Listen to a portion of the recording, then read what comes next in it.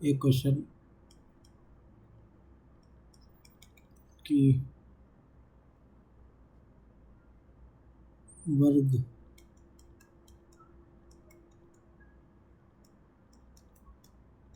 की भुजा 50%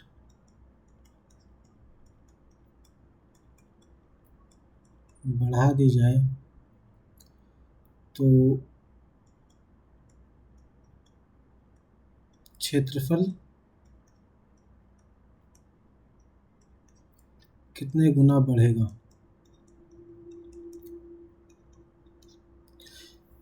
कितने गुना का मतलब होता है कि जितना नया हुआ है बटा जितना पुराना था।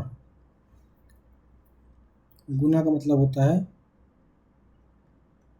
कि जितना नया हुआ है बटे में जितना पुराना था। तो मान लेते हैं कि माना वर्ग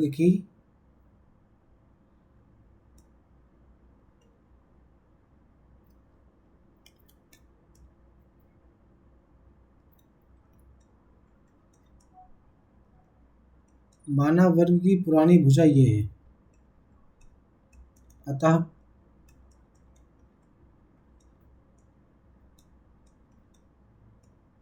वर्ग का क्षेत्रफल कितना होता है, भुजा का स्क्वायर होता है। भुजा कितनी मानी है ए, तो ए का स्क्वायर ब्रैकेट हटा दो ए स्क्वायर। अब जब हम ये तो पुराना पुराना क्षेत्रफल हो गया, इसको लिख लेते हैं ऐसे।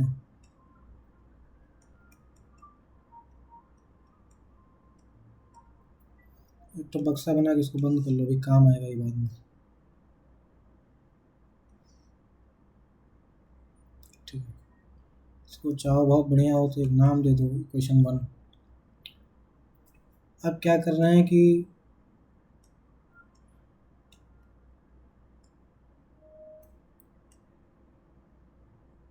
क्या हमको करना है कि हमको नया क्षेत्रफल और पुराना क्षेत्रफल को डिवाइड करना है।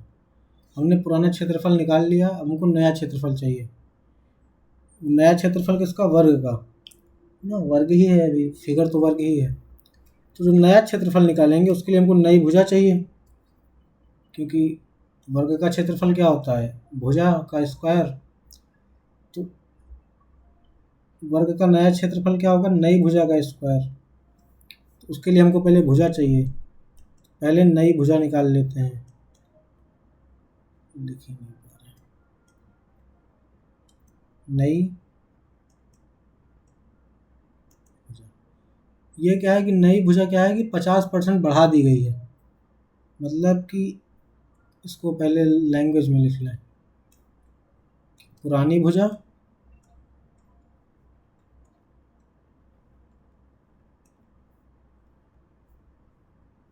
प्लस उसी में बढ़ाया गया है 50%।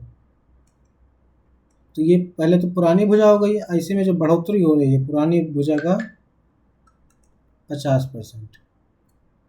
तो पुरानी भुजा ए हो गई। ए का 50% कितना होता है, ए का 50%, इसको लिख सकते हैं ए प्लस का मतलब गुणा 50% का मतलब 50% का मतलब 1/100। बस हमारा काम हो गया आसान। ये हो गया ए प्लस a/2, ये हो गया 3a/2। ये हो गई नई भुजा। इसको ऐसा लिख लेते हैं, ये नई भुजा हो गई। ठीक है, अच्छा। अब जब ये नई भुजा हो गई तो हम नया क्षेत्रफल निकाल सकते हैं।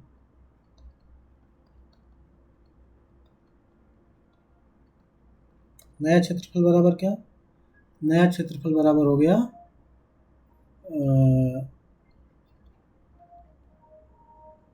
नई भुजा का स्क्वायर।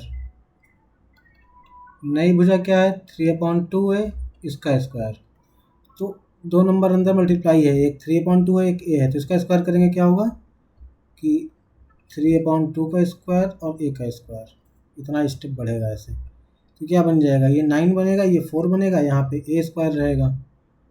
ठीक है, अब आगे यहाँ लिख दो ऐसे, नहीं नया क्षेत्रफल, नया क्षेत्रफल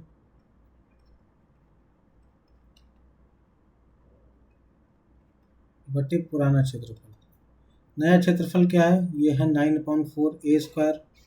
अपान 2-3 ठो देख के घबराया नहीं जाता है, आराम से सॉल्व करो, आराम से सॉल्व हो जाता है। पुराना क्षेत्रफल याद है क्या, मुझे याद है a² था। अब देखो ये एक नंबर है, इसको ऐसे पढ़ा रहने दो, इस a² से ये एक स्क्वायर कट जाएगा, तो अब केवल ये नंबर बचेगा, और नीचे अपान 1। किसी नंबर का अपान 1 क्या होता है, वही नंबर होता है। तो ये नंबर क्या हो गया, 9/4। 9/4 क्या हो गया जो, अब देखो ऐसा भी लिख सकते हैं ना हम, कि जो नया क्षेत्रफल है, ये यहाँ समझो, गुना का असली मतलब यहाँ समझ में आता है। जो गुना कहा जाता है वो क्यों कहा जाता है, नया क्षेत्रफल बटे पुराना क्षेत्रफल बराबर 9/4। देखो इसमें नए क्षेत्रफल में पुराने क्षेत्रफल से डिवाइड किया गया है। अब ऐसा भी लिख सकते हैं कि नया, इधर डिवाइड किया गया है, इधर जाएगा तो मल्टीप्लाई हो जाएगा, तो 9/4 गुणे पुराना क्षेत्रफल। तो नया क्षेत्रफल जो है वो पुराने क्षेत्रफल का कितना गुना है, 9/4, 9/4 गुना है।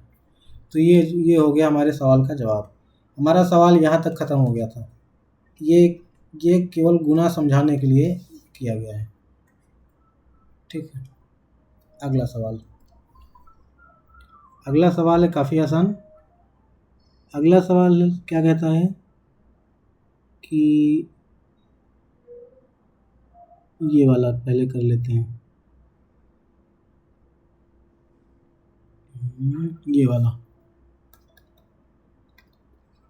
1 - sin² इंटू 1 + tan²। देखो इस तरह की 3 ठो आइडेंटिटी है, ठीक है, वो हमको ऐसे दिमाग में बैठा के रखनी है, एकदम कॉपी पे लिख लो, 5 बार लिख लो, याद हो जाएगा। sin² a plus cos² a is equal to 1, 1 + tan² a बराबर sec² a, 1 + cat² a मतलब cot² a। cot² a जैसे किसी को गाली दे रहे हैं ना, तो ये क्या हो जाता है, ये cosec² a हो जाता है।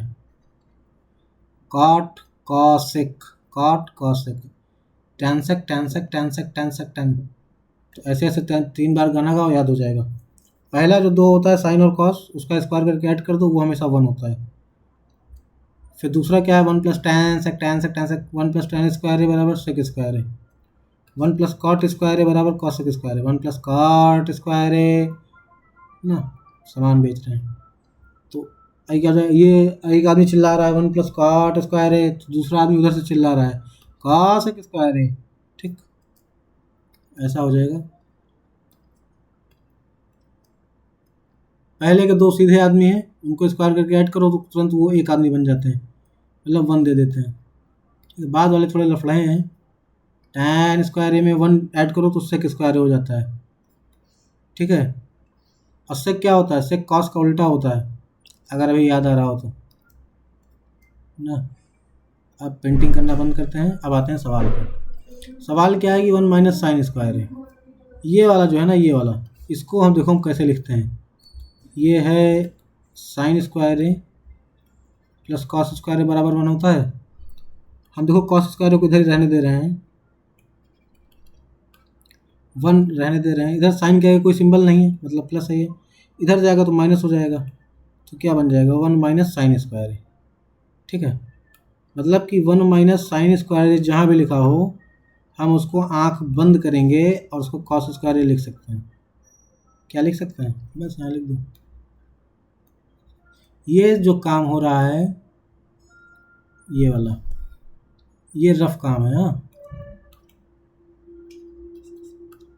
हम यहाँ जो कर रहे हैं ये फेयर है।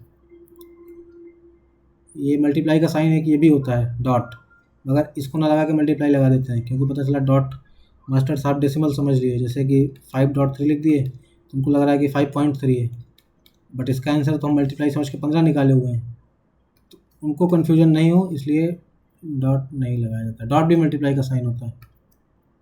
1 + tan स्क्वायर है, यही 3 है, 1 2 3, रामबाण यही है तीनों, ठीक है। इसको मिटा दे रहे हैं, नहीं तो ये कंफ्यूज करेगा, ठीक। ये 1 माइनस साइन स्क्वायर को कैसे लिखें, यहाँ पे लिखा था तो साइन के स्क्वायर को उधर भेज दिए, तो 1 माइनस साइन स्क्वायर हो गया, इधर कॉस स्क्वायर है बचा, तो 1 माइनस साइन स्क्वायर है is equal to cos square है, उसकी जगह ये लिख दिए। 1 + tan स्क्वायर है किसके बराबर, सेक स्क्वायर है, तो यहाँ पे लिख देंगे सेक स्क्वायर है। अब यहाँ पे एक तो बॉक्स बनाएंगे, वहाँ पे लिखेंगे इसके पीछे का रीजन, ठीक है। मगर एक बात और ध्यान रखो कि जब ये लिखते हैं ना, जैसे कोई फार्मूला इसमें यूज किए और वो फार्मूला यहाँ लिखना है, तो क्या करते हैं कि अक्षर बदल देते हैं। जैसे यहाँ कॉस स्क्वायर ए है ना, तो यहाँ ए नहीं ले लो, यहाँ थीटा ले लो, समझे।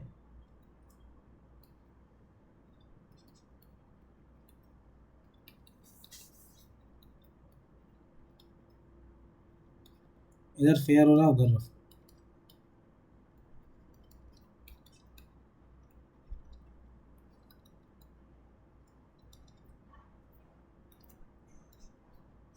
ये जो 3 डॉट बनाया जाता है, 2 ऊपर 1 नीचे, इसका मतलब होता है सेंस। हम सेंस लगा के रीजन लिख सकते हैं। ए नहीं लिखेंगे, इसको थीटा बनाओ, ठीक है। सेक थीटा बराबर 1/cos थीटा। अब इससे ये कट गया, ये इसका आंसर आ गया 1 आंसर, ठीक है। अगला सवाल,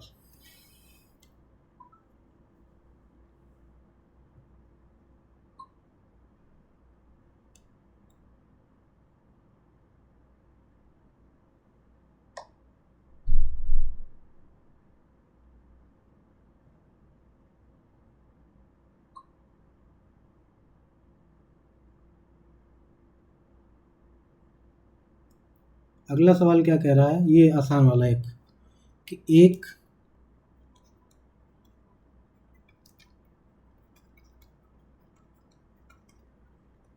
घटना की प्रायिकता 4/7 है ना, इसका प्रतिकूल संयोगानुपात, यही हमको बताना है, प्रतिकूल संयोगानुपात, ठीक है। तो बताते हैं, इसमें क्या है, आसान है ये भी।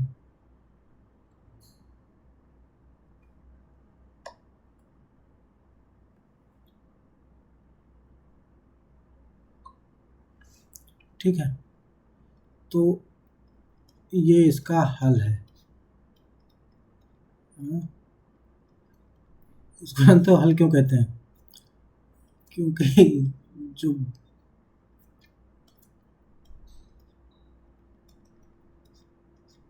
जिसको आता रहता है वो सवाल का सॉल्यूशन लिखते हैं तो उसको हल कहते हैं, जिनको नहीं आता रहता वो बैल होते हैं, ठीक है। तो हम लोग को हल लिखना है हर सवाल का, एग्ज़ाम में कोई भी सवाल छोड़ना नहीं है, ठीक है। हमको सबका हल बनना है। गुड। ऐसा एक लोग मास्टर थे कक्षा 8 में, वो बोलते थे, तो वही याद आ गया, ठीक। तो एक घटना की प्रायिकता 4/7 है। हम जो पहला क्लास प्रोबेबिलिटी का पढ़े थे, तो उसमें सबसे पहले एक तो बक्सा बनाया गया था, जिसके बारे में हमने लिखा था किसी भी चीज़ की जो प्रायिकता होती है वो होती है अनुकूल घटनाओं की संख्या, क्या होती है,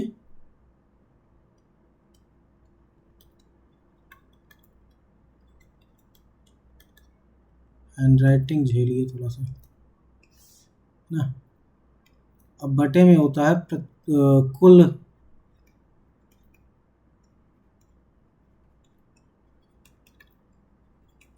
घटनाओं की संख्या। तो अब ये प्रायिकता जिसमें 4/7 है, तो बस प्रायिकता की जगह 4/7 रखो, सवाल खत्म।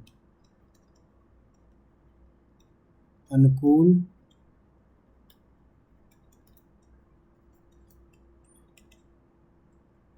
घटनाओं की संख्या बटे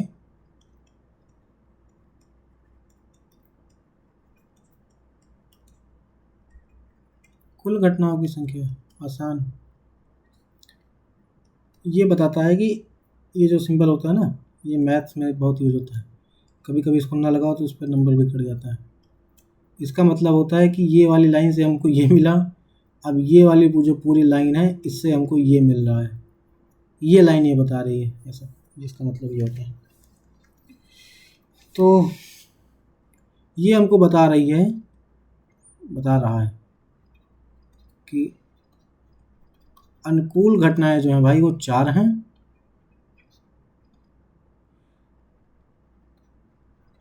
और कुल घटनाएं जो हैं वो 7 हैं। इतनी जानकारी से हमको ये पता चला कि अनुकूल घटनाएं 4 हैं और कुल घटनाएं 7 हैं। अगर मैं तुमसे पूछूं कि अनुकूल घटनाएं 4 हैं, कुल घटनाएं 7 हैं, तो प्रतिकूल घटना कितनी होगी? कुल घटना 7 है, 4 हमारे पक्ष में हुई। अनुकूल, अनु अनु अनु मतलब आना, मतलब कम, मतलब हमारी तरफ आ रहा है, मतलब हमारे फेवर में है। ठीक है। प्रतिकूल मतलब पर मतलब फार जा रहा है वो, तो हमसे दूर जा रहा है, मतलब वो हमारे फेवर में नहीं है। ठीक है। वो घटनाएं जो हमारे फेवर में नहीं होती, मान लो कि अगर ये प्रश्न होता पानी बरसने का, तो अगर पानी बरस रहा है, अगर हम चाहते हैं कि पानी बरसे, तो वो हमारी अनुकूल घटना है, और पानी नहीं बरस रहा है तो वो हमारे लिए प्रतिकूल घटना है। अगर हम चाहते हैं स्कूल बंद हो ना, तो 7 दिन में 4 दिन स्कूल बंद हो गया, ये अनुकूल घटना है। अब कितने दिन नहीं बंद होगा, वो प्रतिकूल घटना है। ठीक है। अनुकूल घटना 4 है, कुल घटना 7 है, तो प्रतिकूल घटना कितनी होगी? 3 होगी। अनुकूल और प्रतिकूल मिलके कुल बनता है। ठीक है। अच्छा, इसका प्रतिकूल संयोगानुपात हमको बताना है। संयोगानुपात पहले जान लो क्या होता है। संयोगानुपात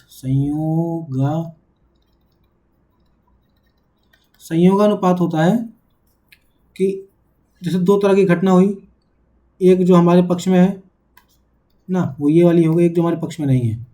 तो जब हम अनुकूल संयोगानुपात लिखेंगे ना, तो हम ये लिखेंगे। ठीक है। पहले वो बात आएगी जो हमारे पक्ष में है, वो घटनाएं, उन घटनाओं की संख्या जो हमारे पक्ष में है, तो अनुकूल होगा। प्रतिकूल कब होगा? पहले वो घटनाएं आएंगी जो हमारे पक्ष में नहीं है, फिर ये वाली। तो इसको ध्यान रखो, प्रतिकूल क्या है कि जो हमारे पक्ष में नहीं है वो आएगी पहले। जब हम प्रतिकूल संयोगानुपात लिखेंगे तो हम पहले वो लिखेंगे जो हमारे पक्ष में नहीं है। तो यहाँ से प्रतिकूल कितनी है, जो यहाँ नाम हो वही पहले यहाँ लिख दो, तो 3 हो जाएगा। और फिर इसके बाद अनुकूल लिखना है, कुल नहीं लिखना है। प्रतिकूल अनुकूल दोनों मिलके कुल बनाता है। ठीक है ना। प्रतिकूल अनुकूल दोनों मिलते हैं तब कुल घटनाएं बनती हैं। प्रतिकूल संयोगानुपात क्या होता है कि पहले प्रतिकूल वाला लिखो, पहले हमने प्रतिकूल वाला लिख लिया, बाद में अनुकूल वाला लिखेंगे, बाद में अनुकूल लिखेंगे। अब तुम देखो, इसको जोड़ोगे तो 7 आएगा, जो कि कुल घटनाओं के बराबर है। ठीक है क्या ना। तो सवाल हमारा यहाँ तक ख़त्म हो जाता है। ठीक। तो ये जो सब कहानी थी, ये फालतू की कहानी है। ये थोड़ा समझने वाला है कि इसको सही से लिख देते हैं।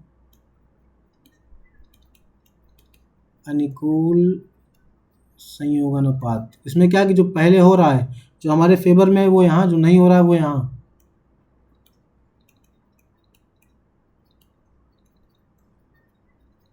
प्रतिकूल संयोगानुपात क्या होता है कि जो नहीं हो रहा है वो पहले, जो हो रहा है वो बाद में। ठीक है। तो इसको एक बार फिर से देख लेते हैं, हाँ, नहीं तो फिर कहानी में भूल जाएंगे। एक घटना की प्रायिकता दी हुई है, पहले हम एक ही लाइन पकड़ते हैं, एक बार पूरा क्वेश्चन पढ़ा जाता है, फिर क्या किया जाता है, जो उसमें इन्फॉर्मेशन दी है उसको लिखा जाता है। तो हम जानते हैं कि प्रायिकता का फार्मूला ये होता है, हमको प्रायिकता पता है तो हम प्रायिकता लिखे, तो इससे हमको पता चला कि ऊपर अनुकूल घटनाएं बता रहा है और नीचे वाला कुल घटना बता रहा है। हमने अनुकूल और कुल लिखा, फिर हमको पता है कि अनुकूल और प्रतिकूल मिलकर कुल घटना बनाते हैं। अनुकूल मतलब जो हमारे पक्ष में है, अनु, आना, कम ना, तो जो हमारे कम, जो हमारी तरफ आ रहा है, जो हमारे फेवर में है, वो अनुकूल है। जो प्रतिकूल मतलब पर ना, फार मतलब FAR, जो हमसे दूर जा रहा है, प्रतिकूल ना। प्रतिकूल, प्रतिकूल मतलब प्रतिकूल तो वैसे भी उल्टा शब्द होता है। अनुकूल जो हमारे पक्ष में है, प्रतिकूल जो हमारे पक्ष में नहीं है। तो अनुकूल घटनाएं 4 हैं, कुल घटना 7 है। तो हमारे पक्ष में कितनी घटनाएं नहीं है? 3 घटनाएं नहीं है। बस इतना सब डेटा हम लिखें, हमारा क्वेश्चन सॉल्व। प्रतिकूल संयोगानुपात क्या होता है कि पहले प्रतिकूल वाला लिखो फिर अनुकूल वाला लिखो, इन दोनों को मिला के कुल आना चाहिए। ठीक, अगर ये आ रहा है तो जान लो हमारा आंसर सही है। ठीक, आई बात क्या समझ में? नहीं आई होगी तो इसको पीछे करेंगे और फिर से एक बार देखेंगे ना।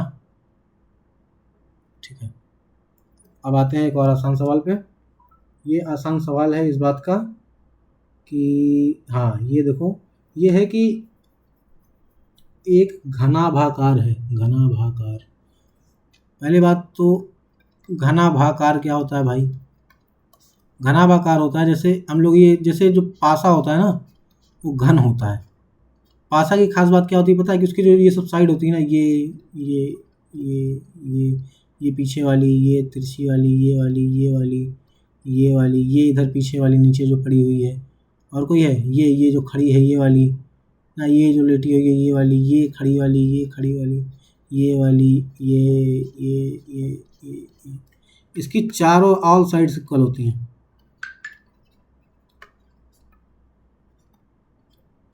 ऑल साइड्स क्या होती हैं?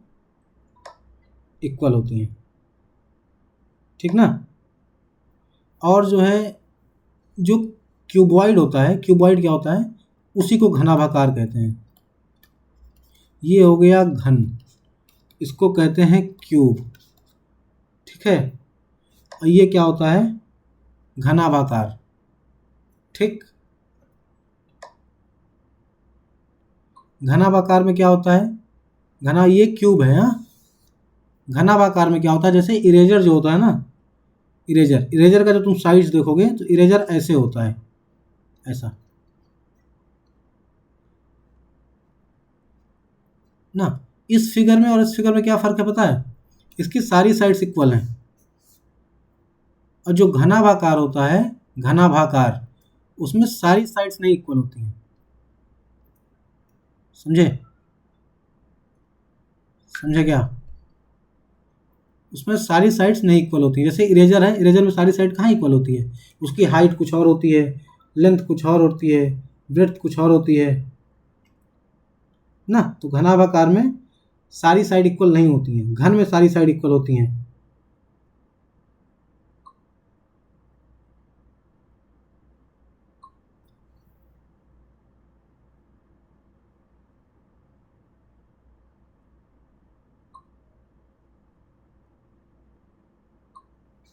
ठीक, तो ये तो घन हो गया। घनाभाकार, जैसे घन का जो वो होता है वॉल्यूम, वो होता है ए क्यूब।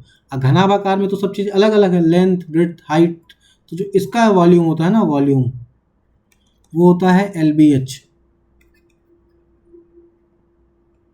ना। तो जो घन का वॉल्यूम होता है वो ए क्यूब होता है, क्योंकि सारी साइड इक्वल है। इसमें सारी साइड इक्वल है नहीं, तो जो है इसका वॉल्यूम कितना होता है? इसका वॉल्यूम होता है LBH। ठीक है, जो हमारा प्रश्न था वो क्या था पता है?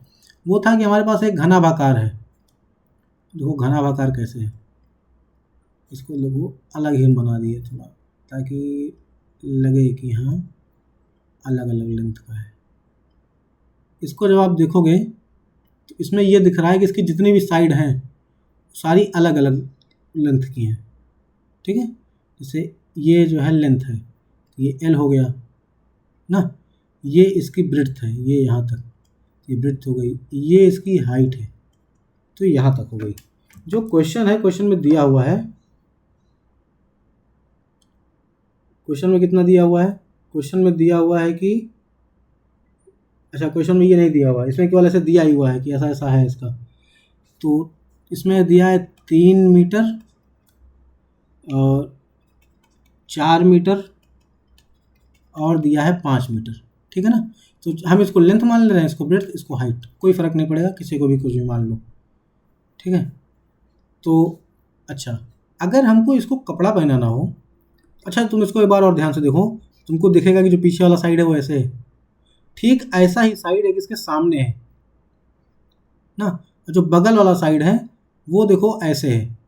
कैसे है? ऐसे है। इस बगल वाला, ये वाला, ये वाला साइड देखो, ये वाला फेस इसका ना, देखो बना रहे हैं तो इससे तुमको तीनों फेस दिख जाएगा। ये सामने, ये पीछे वाला हो गया ना, ये इसके बगल वाला हो गया, और देखो ये ज़मीन वाला फेस है। ज़मीन वाला फेस कैसे बना है भाई? हाँ, ये देखो ये ज़मीन वाला फेस है, तो तिरंगा बन गया ना। तो देखो इसके तीन तीन ठो हो गया ना। और जब हम कपड़ा पहनाएंगे इसको, इस पर कपड़ा ही तो डालना है, तो जब इस पर मान लो इसको हम लिख दे रहे हैं कि एल इसका 3 है, बी इसका 4 है, एच इसका 5 है, कोई फ़र्क नहीं पड़ता। तो अच्छा देखो, ये वाला जब देखोगे पीछे वाला साइड, तो एल यहाँ आएगा, आएगा कि नहीं? ध्यान से देखो एकदम, एल यहाँ आएगा, एच यहाँ आएगा, क्या आएगा ना? ठीक है, तो एल वहाँ आएगा, एच वहाँ आएगा ना। देख लो पहले, ये एल है और ये एच है, ये यही तो बनेगा ये वाला फिगर। ये पूरा जो हरा वाला बना हुआ है, इसके लिए हम यहाँ बना रहे हैं ग्रीन वाला ये है। ये देखो ये रेड वाला है, जब रेड वाला बनाएंगे तो यहाँ 4 आएगा, देखो ध्यान से, और यहाँ 5 आएगा ना। अच्छा,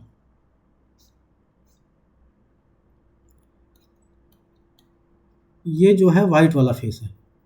जब वाइट वाला फेस बनाओगे ना, तो यहाँ पे देखो 3 आएगा और यहाँ पे 4 आएगा। देखो ये 4 है तो इसके नीचे वाला ये भी 4 होगा, ये 3 है तो ये वाला भी 3 होगा ना। देख लो ध्यान से पहले, ये 3 है तो नीचे वाला भी ये 3 होगा, ये 3 है तो ये वाला भी 3, ये 4 है तो ये वाला भी 4 ना, नीचे वाला ही था ये। ठीक, बढ़िया। अच्छा, ये सामने वाला हो गया, ये इसके बगल जो ऐसे लगा हुआ है ऐसे इधर से, और ये जो है नीचे वाला। ठीक, इसी तरह के 3 ठो और होंगे। अगर इन तीनों को जोड़ दो तो ये नीचे वाला बन जाएगा। फिर ऐसे ही तो ऊपर इसके जस्ट अपोजिट भी तो होगा, इसके जस्ट अपोजिट एक सामने वाला होगा, ये बगल वाला है तो इसके जस्ट अपोजिट ये बगल वाला होगा, ये वाला। ये नीचे वाला है तो इसके जस्ट अपोजिट एक ऊपर वाला होगा, होगा कि नहीं होगा? इस तरह ये 2 हो जाएगा, ये 2 हो जाएगा और ये 2 हो जाएगा। जब हम इसमें कपड़ा लपेटेंगे तो इधर भी कपड़ा लपेट आएगा, इधर सामने भी, इधर बगल भी, इधर नीचे भी, इधर ऊपर भी, पूरा ना, हर तरफ लपेटाएगा पूरे। अच्छा, अगर हम खाली इतने में कपड़ा लगाएं, आगे वाले में, जी इतने में, तो हमको कितना कपड़ा लगेगा? एल 3 है, एच 5 है, केवल एक साइड कपड़ा अगर हम लगाएं तो एल इंटू एच लगेगा, मतलब 15 लगेगा ना। ठीक, अगर हम बगल वाले पे लगाएं तो इसमें देखो, इसका एरिया अंदर वाले पे कपड़ा लगाना है, वो एरिया, तो बी इंटू एच, ये कितना हो जाएगा? ये 20 हो जाएगा। ठीक है, ये है नीचे वाला ना, ये इस पर कितना हो जाएगा? इस पर 3 इंटू 4 12 हो जाएगा। ठीक, और क्या होगा? मगर सब में हमको 2 से गुणा भी करना है। क्यों? क्योंकि 2 ठो है, एक नीचे है तो एक जस्ट उसके ऊपर है, एक बगल में है तो बगल वाले के सामने भी एक ठो है, एक पीछे है तो एक आगे वाला भी है ना। सब में 2 से गुणा कर दो, 30 + 40 + 24 कितना होगा? 4 3 7 2 9 94। ठीक, अब इसको थोड़ा तमीज़ से लिख लेते हैं, ठीक है ना। तमीज़ से लिखेंगे तो सही हो जाएगा।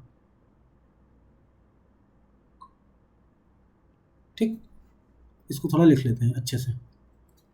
कैसे लिखेंगे कि, अच्छा जो ये है, ये हम लोग निकाले हैं, जैसे ये मान लो क्यूबॉइड बना ले रहे हैं, घनाभाकार जो उसमें लिखा हुआ है, ये ऐसे, ये ऐसे, ये ऐसे, ये ऐसे, इसको एल, इसको बी, इसको एच मान लिया जाए। दिख रहा है ना सब?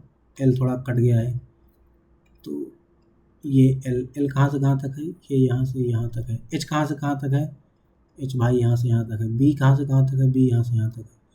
ये एल है तो जो नीचे है ये भी एल है, ये एच है तो ये भी एच है, ये भी एच है, ये भी एच है, हाइट है। ये ब्रेड्थ है तो ये भी ब्रेड्थ है, ये भी ब्रेड्थ है, और ये भी ब्रेड्थ है, ब्रेड्थ ना। ठीक, अगर जो हम यहाँ लिखें ऐसे, अच्छा ऊपर वाले का अगर हम एरिया निकालें, जो ऊपर ऐसा परत है छत वाला, तो ये हो जाएगा इसका लेंथ इंटू इसका ब्रेड्थ। ऊपर से देखेंगे तो क्या दिखेगा? एल दिखेगा और बी दिखेगा। ठीक है, प्लस अब बगल वाले का निकालेंगे, इसका, ये देखो, ये इसका ये b, एक साइड, इसके दो साइड कौन है, b है और h है, तो b इंटू एच हो जाएगा। ठीक है, देखो हम लोग इसका निकाल चुके हैं और इसका निकाल चुके हैं, ठीक ना, ऊपर वाले का निकाल लिए और ये बगल वाले का निकाल लिए। अब क्या बचा, अब ये बचा सामने वाला फेस, ये वाला ना। कलर थोड़ा मिसमैच कर देते हैं, नहीं तो पता नहीं चलेगा।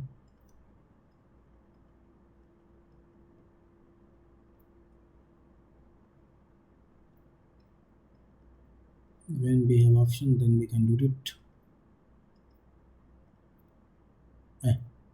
ज़्यादा ही घटा दिए जी। ठीक, तो ये यहाँ भी एक था, हाँ, तो L इंटू बी ऊपर से देखेंगे तो दिखेगा, बगल से देखेंगे तो B इंटू एच दिखेगा। ऐसे जब सामने से देखेंगे तो ये वाला दिखेगा, ये इधर L इधर H, तो L इंटू एच दिखेगा। अभी देखो हम इसको तीन साइड से देखे हैं, इसमें 6 साइड है, 6 फेस है इसके, 3 साइड से देखे, 3 साइड से देखना और बाकी है, उधर भी सेम ही आएगा, तो ये गुणे 2 हो जाएगा। तो जो ये है ना, इसको बोलते हैं surface area of cuboid. Surface area का नाम हमको एग्जैक्ट नहीं आ रहा है, इसकी सरफेस को सतह बोलते हैं और एरिया तो क्षेत्रफल ही है। क्यूबॉइड घनाभाकार, तो घनाभाकार का जो सरफेस एरिया होता है उसका फार्मूला ये है, L इंटू बी, एक एक बदलते जाओ, अब L की जगह B, B की जगह H, फिर अगले बार में क्या B की जगह H आ जाएगा और फिर ये L आ जाएगा, मतलब ऐसा चेंज करते जाओ बस। ठीक, देखो लिखते हैं LB H into LB H। ठीक, अब 2 इंटू बस वही रख दो, क्या था 3 4 5 था, कुछ भी रख दो, 3 गुणे 4 प्लस 4 गुणे 5 प्लस 5 गुणे 3, 2 गुणे 12, 5 4 5 20, 5 3 15, उधर गलत जोड़ दिए थे क्या, चलो देखते हैं। 2 गुणे ये कितना हुआ 7 और 2 1 3 1 4, 47, 47 का गुणा 2 में करेंगे कितना होगा 94, ये इसका हो गया आंसर। ठीक, एक क्वेश्चन और है, वो क्यूब बदलने वाला है ना, कि जो ऐसा फिगर रहता है वो क्यूब में बदल जाता है। ठीक है, तो उसको थोड़ा देख लेंगे अभी, और भी 1 2 क्वेश्चन है, वो उसी वाले वीडियो में कर लेंगे, नहीं तो बहुत लंबा हो जाएगा। ठीक, पढ़ते रहिए, सवाल ना आए तो पूछते रहिए और सब हो जाता है।